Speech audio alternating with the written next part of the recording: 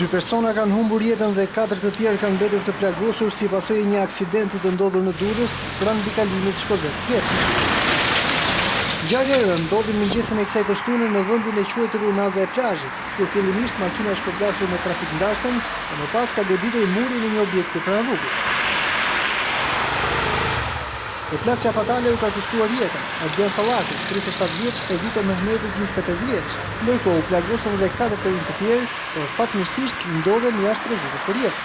6 të rinj ktheheshin nga një festë drejt banesave të tyre në Durrës, me një automjet tip Peugeot me targat kryeqytetit. Ekspertë e policisë rrugore të qytetit Bergdetar bëjnë me dije se shkaku kryesor i aksidentit dyshohet se ka qenë shpejtësia këtej normave e drejtuesit të automjetit, i cili humbi dhe jetën si dhe lagështiron në rrugë. Autopsia pritet të zbulojë nëse drejtuesi i mjetit ishte apo jo në efekt në alkool.